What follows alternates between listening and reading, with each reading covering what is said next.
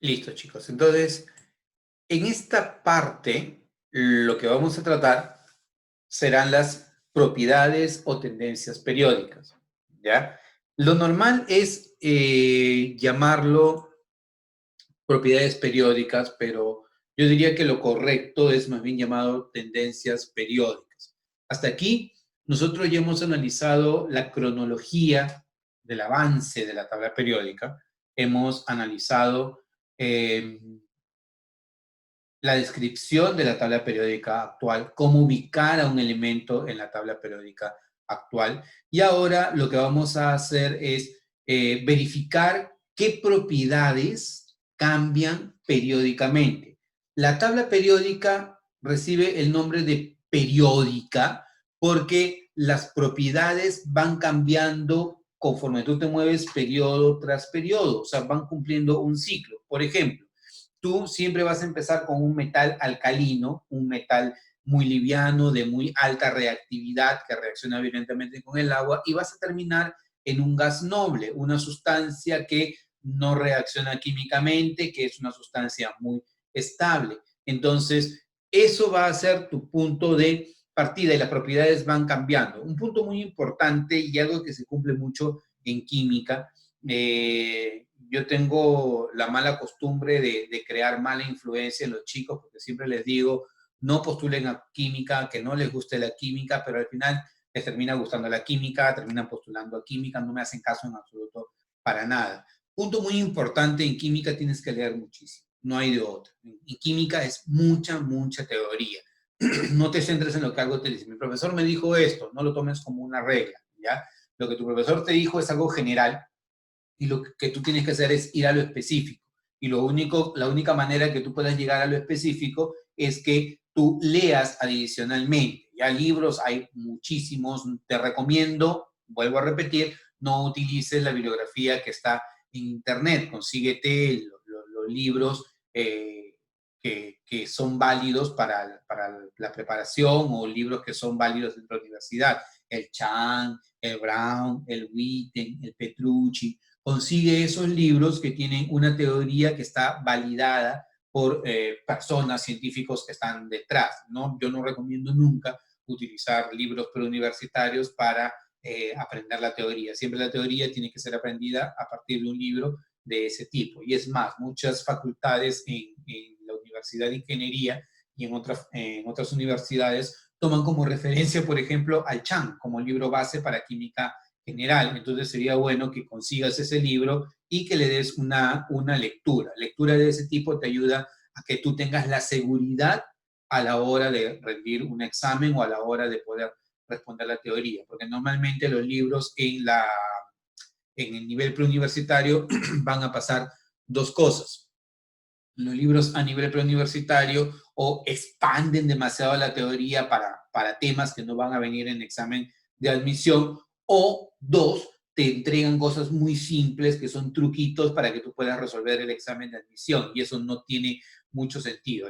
Tienes que tener un equilibrio, por eso siempre se recomienda trabajar con estos libros. Ya si tú decides ser químico puro, petroquímico, ingeniero químico o algo por el estilo, ahí sí vas a tener que leer mucha más teoría al respecto. Pero para efectos de examen de admisión, chicos, mi recomendación, libros que estén respaldados por científicos, universidades, caso del Chan, el Brown, el Witten, el Petrucci, ¿no? Son muy buenos libros que les va a servir para consolidar su teoría.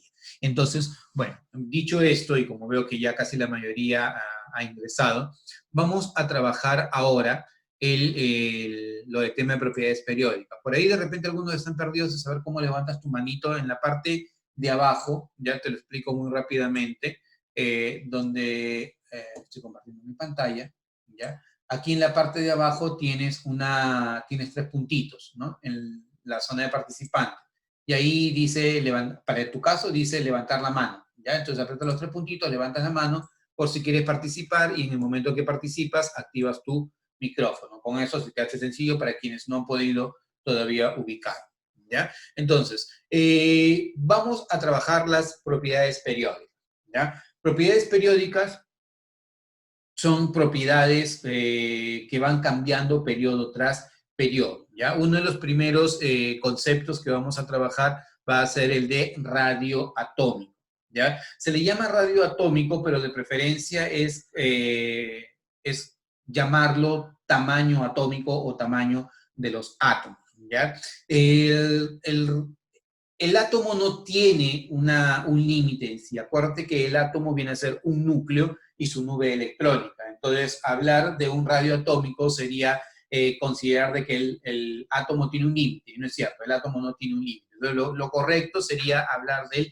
tamaño de los átomos. Y ese tamaño de los átomos se va a medir en función de la distancia del núcleo hacia el área o la zona de mayor probabilidad en donde podemos encontrar a nosotros, a los electrones. En términos prácticos, ya para efectos de estudio, el radio atómico viene a ser la mitad de la distancia entre los núcleos de dos átomos que se han enlazado. Si son átomos metálicos, solamente están unidos en un punto de tangencia y es lo más cercano que podríamos nosotros hablar del radio atómico. Pero si no es así, ¿ya? Si por ejemplo los átomos están combinados de otra manera, se dice que el radio atómico es la mitad de la distancia entre los núcleos que se han enlazado. Por ejemplo, tienes acá a la izquierda un átomo, tienes aquí a la derecha otro átomo, este es un núcleo, este es otro núcleo. La mitad de la distancia me da el radio atómico. Por ejemplo, la distancia entre los núcleos aquí es 200 picómetros. Entonces, la mitad de 200 picómetros es 100 picómetros. Podría decir que el radio atómico es de 100 picómetros. Pero en este caso particular, como se ha formado un enlace covalente entre los átomos de cloro, decimos que este radio es un radio covalente, ¿ya? Entonces, va a haber diferentes formas de cómo denominar al radio dependiendo de qué tipo de átomos se han enlazado. Entonces, el radio atómico es la mitad de la distancia entre los dos núcleos que se encuentran enlazados, ¿ya?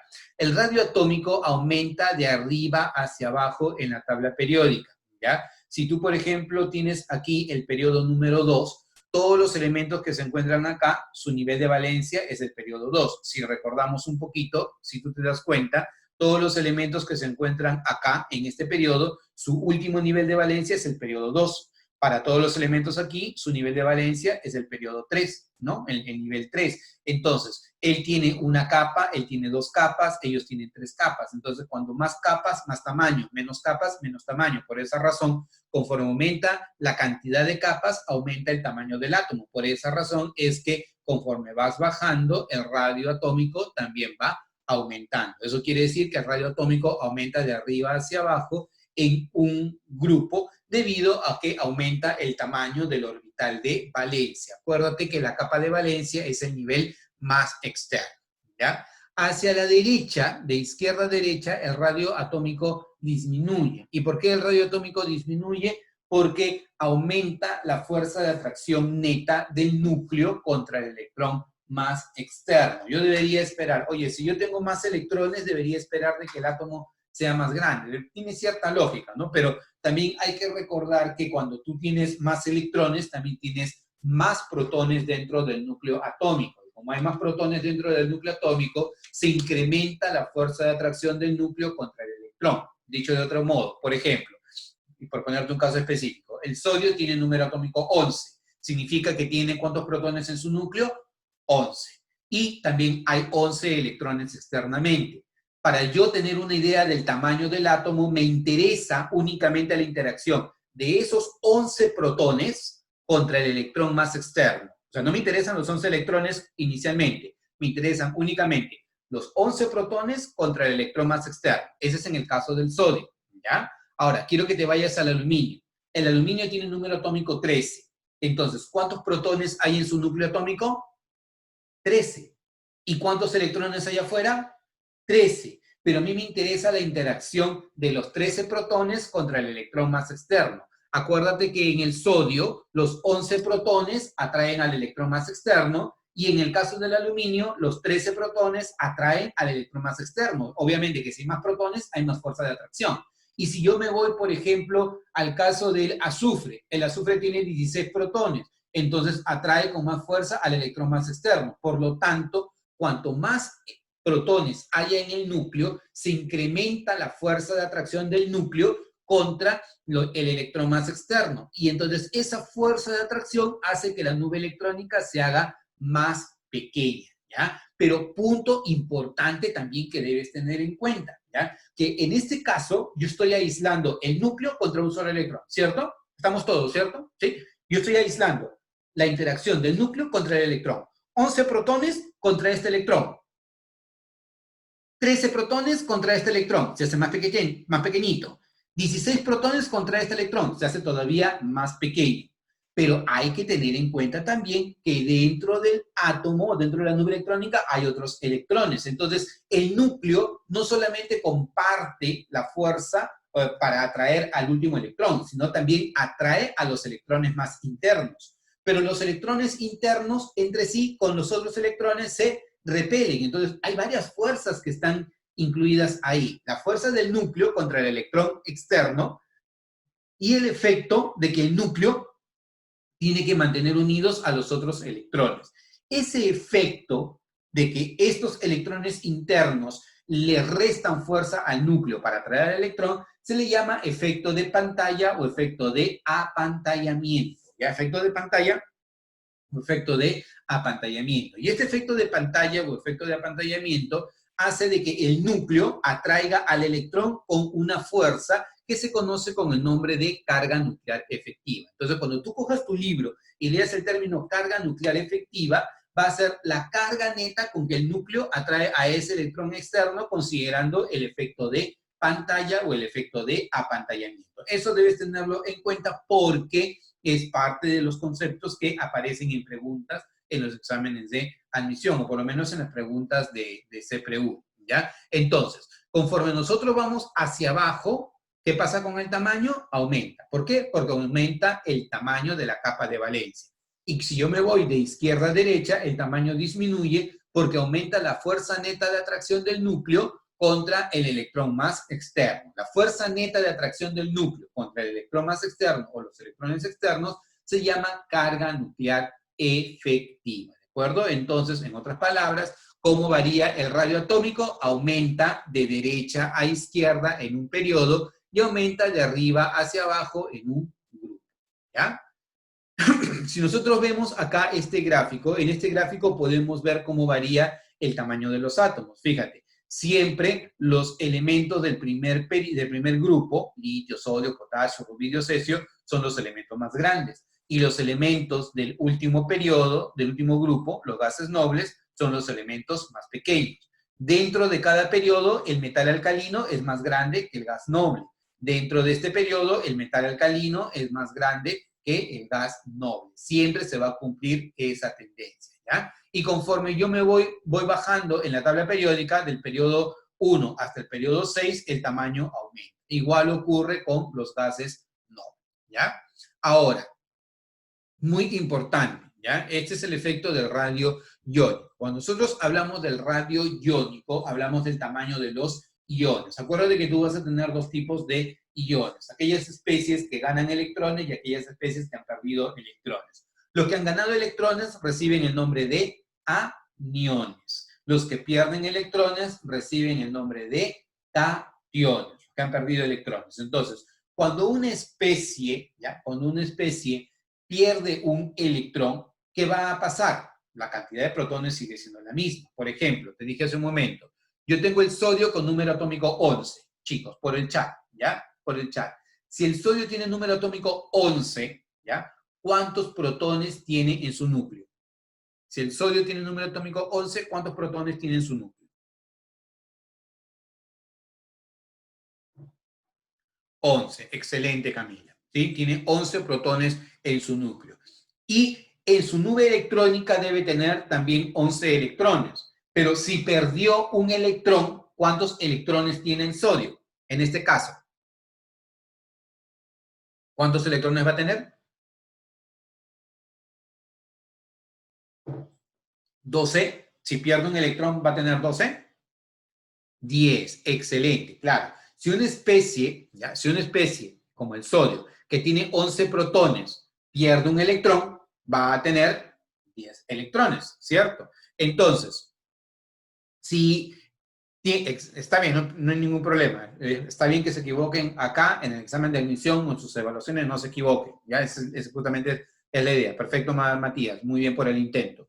Tienes aquí, tiene 11 protones y tienes 11 electrones, si es neutro. Pero si pierde un electrón, vas a tener 10 electrones. Chicos, si yo tengo 10 protones y 11 electrones, ¿qué va a ocurrir? Esto va a empezar a disminuir. Es más, si pierde un electrón más, se hace más pequeño porque el núcleo atrae con más fuerza la nube electrónica. Entonces yo debo esperar que cuando una especie se carga positivamente, el tamaño disminuya. ¿Por qué razón? Porque el núcleo atrae con más fuerza a la nube electrónica. Y es así, mira, ve, tú tienes aquí al átomo de sodio, ¿ya? Y tienes al catión sodio. El catión sodio es una especie que ha perdido un electrón, y si ha perdido un electrón, hay más protones que electrones y por lo tanto la nube electrónica se reduce. Y en el caso contrario, imagínate, ¿ya? Quiero que lo analices, porque yo no quiero que solamente lo tomes como que ya yo te dije que eso pasó, no, quiero que lo analices. Tienes al átomo de flúor, por ejemplo, acá está el flúor, ¿ya? El flúor tiene 9 protones, ¿ya? El flúor tiene 9 protones. ¿Cuántos electrones espero que tenga el átomo neutro? A través del chat. Si el flúor tiene 9 protones, ¿cuántos electrones espero en la nube electrónica?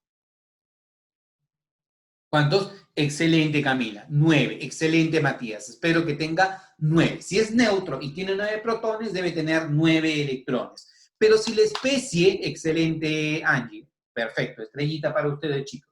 Si la especie gana un electrón, ¿ya? Si la especie gana un electrón, te pregunto, quiero que analices, ¿a dónde llega ese electrón? ¿A dónde va a llegar ese electrón que gana el flujo? Porque obviamente, si gana un electrón, va a tener 10 electrones. La pregunta es, ¿a dónde llega ese electrón?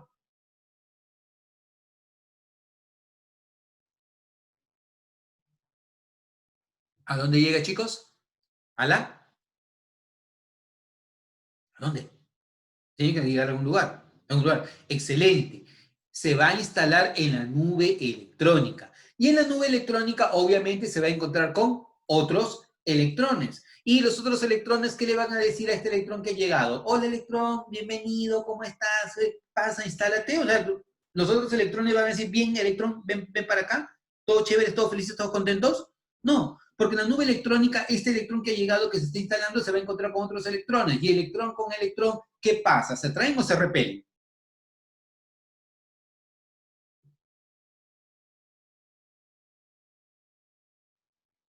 Claro, los electrones entre sí se repelen y el incremento de las fuerzas repulsivas dentro de la nube electrónica hace de que la nube electrónica se expanda. Quiero que entiendas eso. Cuando un átomo pierde un electrón, los protones atraen con más fuerza a la nube electrónica. Pero si un átomo gana un electrón y se convierte en un anión, el anión que llega a la nube electrónica incrementa las fuerzas repulsivas y la nube electrónica se expande. Por lo tanto, cuando una especie forma un catión, su tamaño disminuye. Y cuando una especie forma un anión, su tamaño aumenta. Punto muy importante, chicos, ¿ya? Muy importante. A mí no me importa si la especie forma dos o tres cationes diferentes. Esto no va a cambiar su ubicación en la tabla periódica, porque en la tabla periódica nosotros ubicamos a los elementos por el número atómico. Ojo, nosotros ubicamos en la tabla periódica a los elementos por su número atómico, no por el número de electrones. Si no, ningún elemento tendría una ubicación fija en la tabla periódica. Por ejemplo, tú ves que aquí el hierro tiene carga más 2 y tiene carga más 3. Entonces, tú no vas a decir que porque uno es 2 y el otro es 3 van a tener diferente ubicación en la tabla periódica. No. Tú simplemente vas a decir, el elemento hierro tiene carga más 2 y tiene carga más 3. Puede formar esos iones, pero no va a dejar de tener esa ubicación en la tabla periódica. Ten mucho cuidado, ¿ya? En la tabla periódica los elementos se ordenan por su número atómico. Caso del hierro, o caso del cobre, o caso de cualquier elemento que tenga cualquier estado de oxidación, su ubicación siempre es la misma en la tabla periódica. ¿Ya? Entonces, en el caso de especies que son cationes, al perder electrones, su tamaño disminuye. Y en el caso de los aniones, al ganar electrones, su tamaño aumenta. Algo con lo que le gusta manejarse mucho en las preguntas para examen de admisión es el tamaño de especies isoelectrónicas. Quedamos la semana pasada, cuando vimos configuración electrónica, que dos especies son isoelectrónicas y su configuración electrónica es idéntica. Esa es la condición. para que dos especies sean isoelectrónicas, su configuración electrónica tiene que ser idéntica. Y como consecuencia de eso, tienen el mismo número de electrones, obviamente. Entonces, vamos a asumir que estas especies tienen la misma configuración electrónica y es así, es así. Entonces son isoelectrónicas. Pero, fíjate, él tiene 18 electrones, 18 electrones, 18, 18 y 18. Todos tienen la misma cantidad de electrones. Pero ¿cuál es ese significado de la carga -2, chicos? ¿Ganó o perdió electrones? ¿Cuál es el significado de esta carga? ¿Ganó o perdió electrones?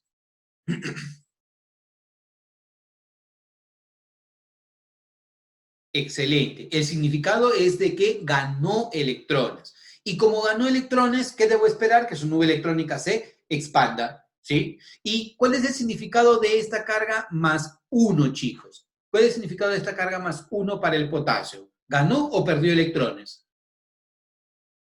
Perdió electrones. Excelente, Aarón. Perdió electrones. Entonces, como ha perdido electrones, ¿qué pasa con su nube electrónica? Disminuye, se contrae. ¿Por qué razón? Porque sigue teniendo los 19 protones en el núcleo atómico, pero la cantidad de electrones ha disminuido. Entonces, aumenta la fuerza de atracción del núcleo contra la nube electrónica. Entonces, es una manera más práctica o, en todo caso, más fácil de poder identificar quién es más grande o quién es más pequeño, ¿ya? Esto es con respecto al tamaño atómico. Acá puedes ver una comparación, por ejemplo, el sodio como átomo neutro tiene un tamaño de 186 picómetros, si mal no recuerdo, y acá su como catión es 102.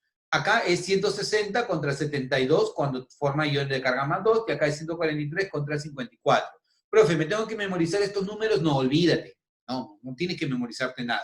Lo que tienes que entender es el criterio. ¿Cuál es el criterio? Que siempre el catión tiene menor tamaño que el átomo neutro. Catión, menor tamaño que el átomo neutro. Catión, menor tamaño que el átomo neutro. Y el anión tiene mayor tamaño que el átomo neutro. Por ejemplo, aquí el anión del nitrógeno es más grande que el átomo neutro. El anión del oxígeno también más grande que el oxígeno. Y el anión del flúor también más grande que el flúor. Eso es lo que debes tener en cuenta, ¿ya? El efecto. Ahora, otra propiedad periódica importante, importantísima diría yo, es la energía o potencial de ionización, ¿ya? La energía o potencial de ionización, ¿ya? Por definición, es la mínima energía requerida para que el átomo neutro gaseoso y en su estado basal pierda un electrón y se convierta en un ion positivo, ¿ya? Por definición, ¿ya? La energía o potencial de ionización es la mínima energía requerida para que un átomo neutro gaseoso y en su estado basal pierda un electrón y se convierte en un ion positivo. Y tú dices, tantos términos, tantas cosas, me voy a volver loco. No, es simplemente interpretar. Es la mínima energía que tú necesitas darle a un átomo neutro. Listo, un átomo neutro. Gaseoso, ya, gaseoso. En su estado basal. ¿Qué significa estado basal? Estado de más baja energía. Acuérdate que si un átomo no está en su estado basal, está en su estado excitado. ¿Qué significa que esté en un estado excitado? Que se encuentre en un nivel energético superior. Tú necesitas que este átomo sea un átomo neutro, ¿tá? Es un átomo gaseoso y en su estado basal, o sea, su estado de más baja energía. Tú le das energía y produces de que ese átomo pierda un electrón. Por ejemplo, acá yo le doy una energía de 539 kJ por mol y logro que el litio se convierta en un ion de carga +1. Pero al sodio yo tengo que darle una energía de 496 kJ por mol para que él pierda un electrón. Entonces significa que al sodio yo necesito darle menos energía que al litio. ¿Y eso por qué ocurre? Bueno, veamos aquí lo siguiente. El litio y el sodio, ¿ya? El litio es más pequeño y el sodio es más grande. Acuérdate que el tamaño atómico aumenta hacia abajo, ¿no? Mira, más pequeño, más grande. Te hago la pregunta, si el electrón está más alejado del núcleo, ¿será más fácil o más difícil separarlo del átomo? Te vuelvo a repetir. Si el electrón se encuentra más alejado del núcleo, ¿será más fácil o más difícil separarlo? ¿Qué tú dices? ¿Más fácil o más difícil? Obvio, Aarón, excelente. Más fácil separarlo. ¿Por qué? Porque está más lejos. Entonces, como está más lejos, va a ser más fácil separar al átomo. Entonces, es más fácil separar al átomo del cesio, separar al electrón del cesio, al último electrón del cesio, que al último electrón del litio. ¿Por qué? Porque como el cesio es más grande, es más fácil separarlo.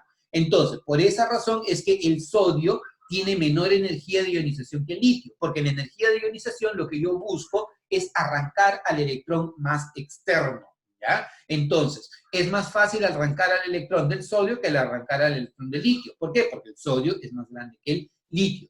Por esa razón se dice que la energía de ionización es una medida de la fuerza con que un átomo mantiene unidos a sus electrones. Ojo, la energía de ionización se dice que es una medida de la fuerza con que un átomo mantiene unidos a sus electrones. Te pongo un caso particular. Imagínate que tienes, mira, es vestido, polo, camisa, chompa, casaca, ¿ya? Polo, camisa, chompa, casaca, ¿ya? Así te has vestido, ¿ya? Porque hace frío. Polo, camisa, chompa, casaca. Viene una pirañita, ¿ya? Viene una piraña y te quiere quitar la casaca. Pregunta, ¿se la vas a entregar así a buenas a primeras? O sea, ya toma directamente, o pones por ahí algo de resistencia. ¿Se la das así de fácil?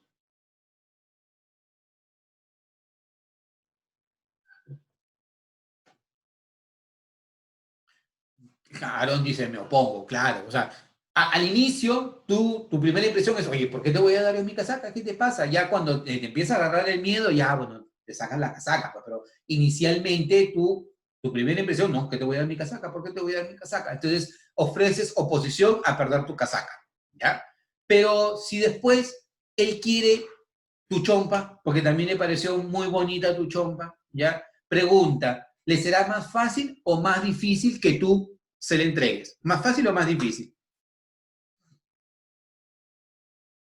Obvio que sigues con el miedo, ¿no? Pero igual va a ser un poco más difícil. ¿Por qué? Porque si ya logró arrancarte la casaca o sacarte la casaca, tú no vas a querer, obviamente, dar la chompa. Por ahí, de repente, por el temor o algo, ya le quiere dar, le terminas dando la chompa, pero no va a ser tan fácil como en el caso de la casaca. ¿A qué quiero llegar con esto? Quiero llegar a lo siguiente. Tú vas de lo interno a lo externo. Lo interno, polo, camisa, chompa, casaca. Polo, camisa, chompa, casaca. Si yo quiero arrancarte o quiero sacarte la casaca, vas a ofrecer algo de resistencia. Pero si yo quiero sacarte la chompa, vas a ofrecer más resistencia todavía. Y si fuera la camisa, todavía mucho más resistencia. Igual ocurre con los átomos. Y quiero que lo analices, ¿ya? Si un átomo tiene un electrón externo, yo voy a intentar arrancarlo, voy a intentar sacarlo. ¿Qué necesito? Energía de ionización.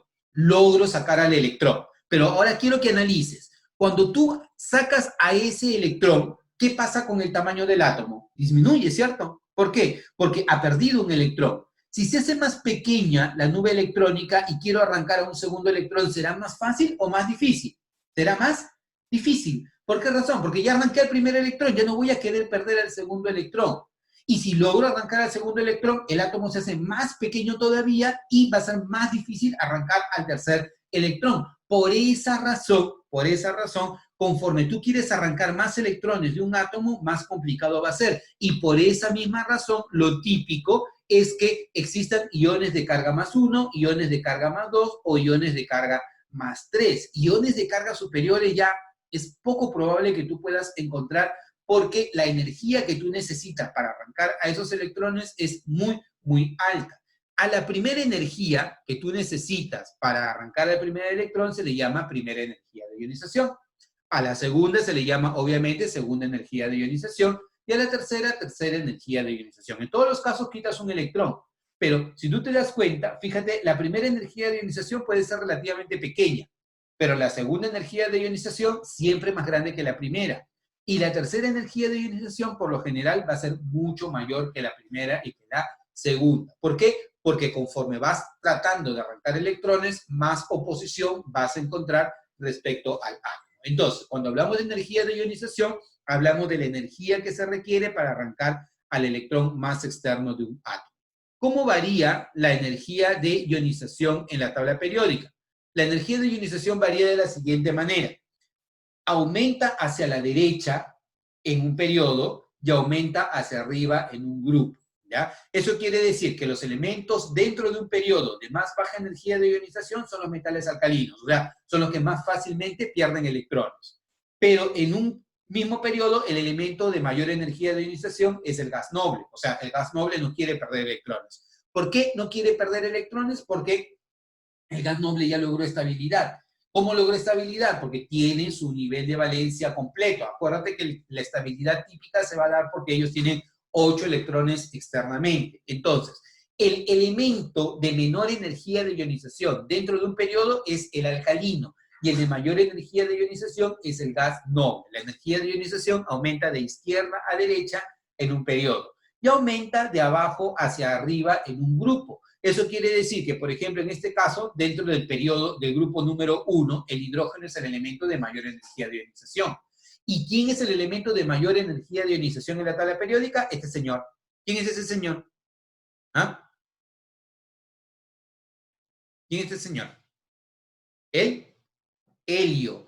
El helio es el elemento de mayor energía de ionización en la tabla periódica. Es el elemento que más se resiste a perder electrones, ¿de acuerdo? Entonces, a esto se le llama energía o potencial de ionización, ¿ya? Ahora, lo otro viene a ser la afinidad electrónica. Y como su nombre lo dice, más que tú de primera impresión tomes el término afinidad electrónica, trata de entender qué significa la afinidad electrónica. Si yo tengo afinidad electrónica, significa que tengo afinidad por los electrones. Puedo tener una alta afinidad o puedo tener una alta afinidad por los electrones. Así, a simple inspección, chicos. ¿Los gases nobles tendrán una gran afinidad por los electrones? ¿Sí o no? A través del chat. ¿Los gases nobles tendrán una gran afinidad por los electrones? No, claro, no tienen. ¿Por qué? Porque los gases nobles ya lograron estabilidad, ¿cierto? Los gases nobles ya son estables porque tienen su nivel de valencia completo, entonces ellos no tienen afinidad por los electrones. ¿Los gases nobles querrán un electrón? No, entonces no tienen afinidad por los electrones. Pero quiero que te quedes pensando un rato en los gases nobles, ¿ya? Ahora, los halógenos. Los halógenos tienen 7 electrones en su nivel de valencia. Te pregunto, ¿ellos tendrán afinidad por los electrones? ¿Sí o no? Sí, claro, excelente, Obregón. Sí tendrán afinidad, Aarón, excelente. Tendrán afinidad por los electrones, porque los halógenos tienen 7 electrones externamente y con un electrón adicional, ellos tendrían 8 en su nivel de valencia y lograrían estabilidad. Por lo tanto, los halógenos buscan ganar fácilmente electrones y tienen afinidad por los electrones. Ahora, vamos nuevamente. Los electrones, ¿a dónde llegan? Rapidito, los electrones, ¿a dónde llegan? A la nube electrónica, claro. Y excelente, Camila, excelente, Aarón. Sí, llegan a la nube electrónica. Entonces, si los electrones llegan a la nube electrónica, punto muy importante, chicos. En el caso del halógeno, igual el electrón va a llegar a la nube electrónica, igual va a haber fuerza de repulsión, pero ese electrón es importante porque le incrementa la estabilidad al átomo. En cambio, en el caso del argón, el argón te va a decir, oye, ni loco, yo no quiero electrones, o sea, ni se te ocurra. Entonces yo le digo, oye, pero argón, yo no te estoy preguntando si tú quieres al electrón, yo te voy a dar el electrón. Entonces, ¿qué debo hacer? Debo agregar una gran cantidad de energía para conseguir que este electrón supere las fuerzas de repulsión y se instale en la nube electrónica. O sea, mientras que en el primer caso, en el cloro, para el cloro va a ser más sencillo que acepte el electrón y es más, se va a volver más estable, yo al argón voy a tener que agregarle energía para que el electrón se pueda instalar en su nube electrónica. Entonces yo voy a tener dos posibilidades en la afinidad electrónica. Uno, de que el átomo acepte el electrón y dos, de que el átomo no acepte el electrón o no quiera aceptarlo. Si el átomo acepta el electrón, entonces se vuelve más estable y libera energía. Por eso el signo aquí es negativo. Negativo significa exotérmico. Este es un proceso exotérmico. La afinidad electrónica corresponde a un proceso exotérmico en donde se libera energía y el átomo gana estabilidad. ¿Ya? Ojo, mira, el flúor gana un electrón, se vuelve más estable, libera energía, proceso exotérmico, afinidad electrónica. En cambio, por ejemplo, este señor, el oxígeno de carga -1, quiero que gane un electrón y su afinidad electrónica es positiva. ¿Qué significa positiva? Significa que esta especie, más bien yo he tenido que darle energía para que gane al electrón. Por lo tanto, él tiene una afinidad electrónica positiva porque no tiene la facilidad para atraer al electrón. ¿de acuerdo? Entonces, esto es en el caso de la afinidad electrónica. ¿Quién es el elemento de mayor afinidad electrónica en la tabla periódica? El cloro, ¿ya? El cloro es el elemento de mayor afinidad electrónica. ¿Quién era el elemento de mayor energía de ionización, chicos? ¿El elemento de mayor energía de ionización quién era? Excelente, Aarón. Excelente, Angie. El helio. El helio es el elemento de mayor energía de ionización. ¿Y el elemento de mayor afinidad electrónica? El cloro. Muy bien, Aarón. El cloro. Dentro de cada periodo, ¿cuál es el elemento que tiene la mayor energía de ionización? Dentro de cada periodo, ¿cuál es el elemento que tiene la mayor energía de ionización? Dentro de cada periodo, ¿cuál es el elemento que tiene la mayor energía de ionización? ¿Cuál? El último, claro, el último. ¿Quién es el último? El gas noble, ¿no? El gas noble. Dentro de cada periodo, el elemento que tiene la mayor energía de ionización es el gas noble. Y el que tiene la menor energía de ionización es el alcalino, ¿de acuerdo? Y si nosotros hablamos de la afinidad electrónica también. Para los halógenos son los elementos que tienen la mayor afinidad electrónica y particularmente el cloro es el elemento de la mayor afinidad electrónica. Recuerda que la afinidad electrónica puede representar procesos endotérmicos o exotérmicos, pero la energía de ionización siempre es endotérmica, porque siempre necesito dar energía al sistema para que se pierda al electrón, ¿ya? Ahora, la siguiente propiedad que tenemos es la electronegatividad. Esa es una propiedad en extremo importante para cuando trabajemos el enlace químico, ¿ya? La electronegatividad mide la tendencia de un átomo a atraer electrones cuando se forma un enlace químico. Y esto es importante que tú lo entiendas porque así entenderemos mejor al enlace químico, ¿ya? Cuando te hablo de tendencia para formar atraer electrones, significa la fuerza relativa. Por ejemplo, los gases nobles, ¿querrán electrones? ¿Sí o no? ¿Los gases nobles querrán electrones? ¿Sí o no? ¿Los gases nobles querrán electrones? Excelente. Los gases nobles no quieren electrones. Entonces, habíamos iniciado la última sesión hablando acerca de las tendencias o las propiedades periódicas. La primera tendencia de la que conversamos fue acerca del tamaño atómico, y cuando hablamos del tamaño atómico, dijimos que tamaño o radio atómico lo deberíamos entender como la distancia del núcleo hacia el electrón más externo, pero como el electrón o como el átomo no tiene un límite definido, sino una nube electrónica, el radio atómico se concebía como si fuera la mitad de la distancia entre los núcleos que se habían enlazado, ¿no? Habíamos mencionado que para el caso del radio atómico, el tamaño cambia, o el radio aumenta de derecha a izquierda en un periodo y aumenta hacia abajo en un grupo, ¿sí? La tendencia es esta de acá, hacia la izquierda y hacia abajo en un grupo, ¿ya? Ya habíamos explicado que hacia la izquierda, hacia este lado, aumenta la carga nuclear efectiva, por eso la tendencia contraria es de aumento, o sea, hacia la izquierda. Y hacia abajo aumenta el tamaño del nivel de valencia, por esa razón es que también aumentaba el tamaño. También habíamos dicho que en el caso de los aniones el tamaño era mayor por el incremento de las fuerzas repulsivas en la nube electrónica, mientras que en un catión se disminuía o era menor el tamaño porque incrementaba la fuerza de atracción del núcleo contra la nube electrónica. Entonces, así es como entendíamos el radio o el tamaño atómico. Luego hablamos acerca de la energía de ionización, que era la mínima energía necesaria para tratar de arrancar al electrón más externo de un átomo y convertirlo en un catión, ¿sí? Esto se daba para átomos gaseosos en su estado basal. Y hasta cierto punto la energía de ionización nos decía cuán fuertemente estaban unidos los electrones al átomo, ¿ya? En el caso de la afinidad electrónica, habíamos mencionado que la afinidad electrónica era una propiedad que podía cambiar, mientras que la energía de ionización siempre iba a ser un proceso endotérmico porque siempre necesitabas energía para arrancar el electrón, y cuanto más electrones querías arrancar, más energía necesitabas, y el neón era el elemento de mayor energía de ionización. Dentro de un periodo, el elemento de menor energía de ionización es el alcalino y el de mayor energía de ionización, el gas noble. Y dentro de un grupo, hacia arriba, aumenta la energía de ionización. En el caso de la afinidad electrónica, tenía dos posibilidades: que el átomo quiera el electrón o que el átomo no quiera el electrón. Si el átomo quiere el electrón, entonces mejora su estabilidad, se hace más estable y libera energía. Si libera energía, el proceso era exotérmico y tú lo ibas a encontrar con un signo negativo dentro de la afinidad electrónica.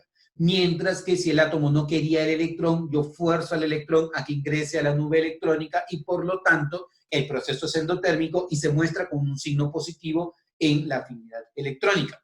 Recordemos que el elemento de mayor afinidad electrónica es el cloro, y si hablamos de afinidad electrónica, aumenta hacia la derecha y aumenta hacia arriba en la tabla periódica. Yo te recomendaría que el tema de la afinidad electrónica, si quieres darle lectura, te quedes hacia la lectura, pero no trates de complicarte tanto en entender todo el detalle de la afinidad electrónica al mínimo, porque la afinidad electrónica es un poquito complicada de entender, pero trata de entender lo básico que te va a servir para terminar de redondear la idea que estamos trabajando acá.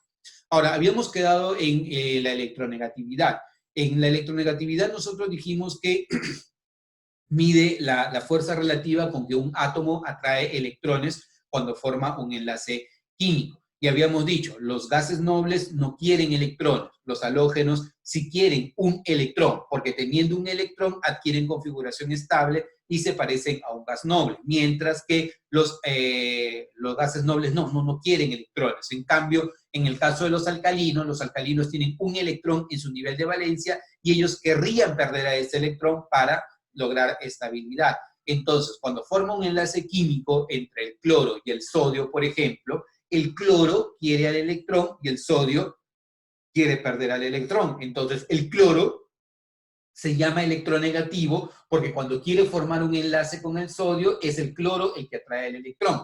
Y el sodio sería electropositivo porque él, cuando forma el enlace, sería el que pierde el electrón. Entonces, a esta especie la voy a llamar electronegativa y a esta especie la voy a llamar electropositiva. Pero se dice que es una tendencia relativa. ¿Por qué? Porque yo no puedo decir a la mala el cloro es electronegativo. Yo tendría que decir el cloro es electronegativo frente a qué o en qué momento. Me dejo explicar mejor. El elemento de mayor afinidad en la tabla periódica es el flúor. Entonces, si hacemos el mismo experimento que en el caso anterior, flúor frente a sodio, el flúor quiere llevarse al electrón del sodio. Entonces el flúor sería un elemento electronegativo y el sodio electropositivo. Pero yo no puedo decir a la mala, como en el caso anterior, el cloro es electronegativo. ¿Es electronegativo frente a quién? Es electronegativo frente al sodio. Pero yo, para hablar de la electronegatividad de un elemento, tengo que comparar con quién se va a enlazar. Porque si yo digo el cloro es electronegativo frente a qué. Si yo pongo al cloro frente al flúor, obviamente el flúor va a ser más electronegativo que el cloro. Por eso se habla de la tendencia relativa de atraer un electrón cuando se forma un enlace químico. Tengo que comparar dos elementos cuando se están enlazando. En la escala de Pauling, que es una escala referencial, el flúor es el elemento que tiene la mayor electronegatividad. Los tres elementos más electronegativos son flúor, oxígeno y nitrógeno, FON. Así como tú recordabas FeCONI para elementos ferromagnéticos, FON va a ser los tres elementos más electronegativos: el flúor, el oxígeno y el nitrógeno. No hay elemento más electronegativo que el flúor. Más que el oxígeno, solamente el flúor. Más que el nitrógeno, solamente el flúor y el oxígeno.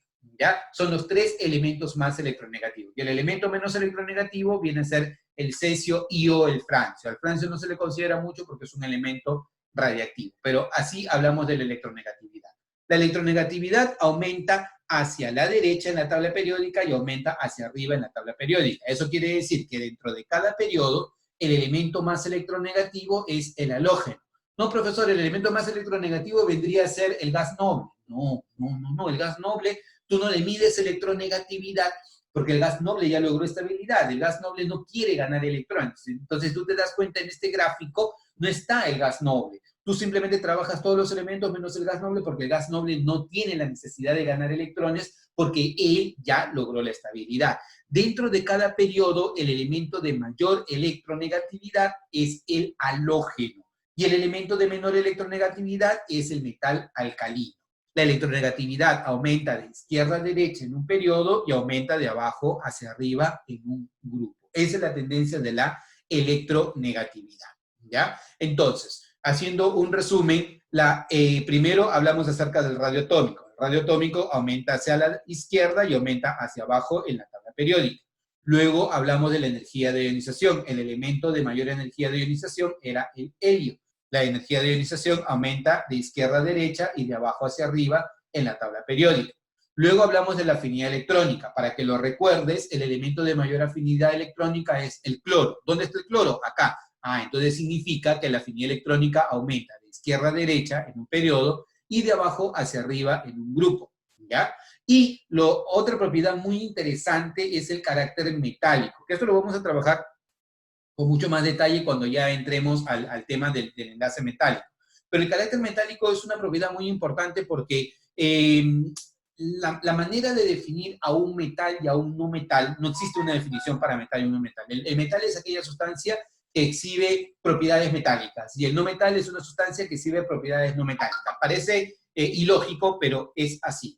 ¿Qué propiedades tiene un metal? Un metal, por ejemplo, es buen conductor eléctrico y térmico, por ejemplo, y típicamente tiende a oxidarse, un metal se oxida. En cambio, un no metal es más bien un aislante térmico y eléctrico, y lo contrario, más bien se reduce. Entonces, como te dije, la única manera de yo estar seguro de lo que sé teóricamente es leer la teoría, y en la tabla periódica las propiedades van cambiando desde muy metálicas y luego va a la transición hacia propiedades no metálicas. Entonces, yo no me puedo cerrar y decir es metal o no metal, sino hay tendencias del carácter metálico. Los elementos, conforme yo me desplazo de izquierda a derecha en la tabla periódica, van cambiando desde su carácter más metálico hacia su carácter no metálico. Y es más, en el centro de la tabla periódica había la frontera de donde nosotros hablábamos de los semimetales, o antiguamente llamados metaloides. Entonces, cuando hablamos del carácter metálico, los elementos más metálicos son los que se encuentran hacia la izquierda y hacia abajo en la tabla periódica.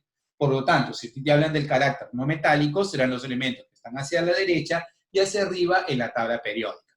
Este sería el resumen, ¿ya? Tú, cuando estés frente a un examen de admisión o frente a una evaluación, lo que sea, lo que vas a hacer es dibujar tu tabla periódica, así como la tienes acá. Profe, ¿tan complicado? Ya. No la dibujes así, simplemente haz la silueta. Profe, no me gusta dibujar. Ya, haz un cuadrado nada más aquí, ¿ya? Y ese cuadrado que te represente tu tabla periódica, ¿ya? Y si tienes aquí un cuadrado que te representa tu tabla periódica, lo que vas a hacer es tú dibujar flechas en sentido antihorario, o sea, en contra de las manecillas del reloj, ¿ya? Entonces, mira, tienes aquí, dibujas a él, luego dibujas a él, sentido antihorario, ¿ya? Sentido antihorario. Él es menor, él es mayor. De este lado vas a colocar a las vocales que nosotros hemos estudiado como propiedades. Por ejemplo, energía de ionización empieza en vocal, electronegatividad empieza en vocal y afinidad electrónica empieza en vocal. Vas a colocar a las vocales de este lado. Y a las consonantes del lado contrario, o sea, radio atómico y carácter metálico. Empieza en radio en consonante y empieza en consonante. Entonces, esa es la tendencia. Y esto que ves en verde acá sería el número atómico. Entonces, por ejemplo, si yo te pregunto, ¿cómo varía la electronegatividad en un periodo? ¿Electronegatividad dónde está? Acá está, electronegatividad. Aumenta de izquierda a derecha en un periodo. ¿Cómo varía el carácter metálico en un grupo? Carácter metálico, ¿dónde está? Acá está, carácter metálico. Aumenta de arriba hacia abajo en un grupo. ¿Cómo aumenta la energía de ionización en un grupo? Energía de ionización en un grupo, ¿dónde está? Acá. Energía de ionización. Aumenta de abajo hacia arriba en un grupo. ¿Cómo cambia la electropositividad en un grupo? Profe, electropositividad no enseñó electronegatividad. Bueno, la electropositividad entonces es lo opuesto de la electronegatividad. Esta sería su variación de derecha a izquierda y de arriba hacia abajo, ¿correcto? ¿Cómo varía el volumen atómico en la tabla periódica? Profe, volumen atómico tampoco enseñó. Sí, pero el volumen está directamente relacionado con el radio. O sea, a mayor radio, mayor volumen. Entonces, el volumen atómico tiene la misma tendencia de radio. O sea, de derecha a izquierda, ¿ya? En un periodo, y de arriba hacia abajo en un grupo. Esta tablita te va a ayudar para que tú puedas resolver muchos ejercicios. Así que yo te recomiendo, haz un screenshot o siempre repasa esa tablita.